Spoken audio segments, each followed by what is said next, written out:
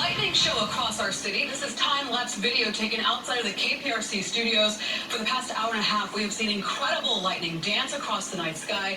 However, that lightning not coming with much rain. For that, we turn to Channel 2 meteorologist Justin Stable, and he's got an explanation and what we can expect when we wake up in the morning. Well, I'm hopeful we wake up in the morning, we get what we thought we were going to get today, which is a lot of sunshine. And all the indications are that is the case. Now, what's really interesting is if you look at that video, if you're from or you've ever spent time out in the Southwest, Arizona, New Mexico, even in towards portions of Nevada in monsoon season in the summer, that's what it looks like. What we have here is we've got a little boundary in the higher part of the atmosphere. It's a disturbance. It's not something we can pick up very easily on either the computer models or the satellites, but clearly it's there. Your eyes don't lie.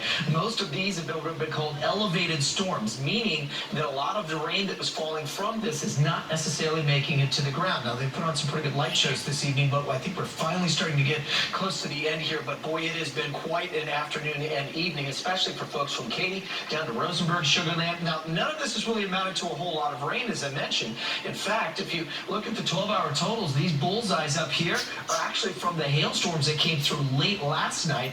Most of everything that's fallen, with the exception of right south of Sealy, about a half an inch. It's just a trace amount. A lot of Virgo, which is basically, if you're watching our Facebook Live earlier this evening, I was out on the weather deck upstairs explaining what that was. And that's rain that falls, but because the air at the surface here is so dry, because we got a north wind and all this dry air moving in behind it, much of that isn't hitting the ground. So you get a couple of sprinkles, even though the sky looks super dark and like it's going to open up. So that's why I mentioned, very similar to what they see out to the west. We don't get that, obviously. If the thunderstorms are here, they dump a quick inch of rain. There's the low itself. Way up here, the Ohio Valley, and this little disturbance is just kind of rolling through the bottom of that trough and a dip in the jet stream. That said, finally found a model that's trying to pick up on it a little bit, but still, I do expect for things to kind of quiet down as we get into the overnight hours and through tomorrow morning. And in fact, we'll likely see with the clear skies and that dry air in place, these 60s will turn into upper 50s and low 60s by tomorrow morning. And I promise you, we will get some sunshine as we head in towards our Sunday, Sion. We'll get into those details here in just a bit. Justin, thanks. Now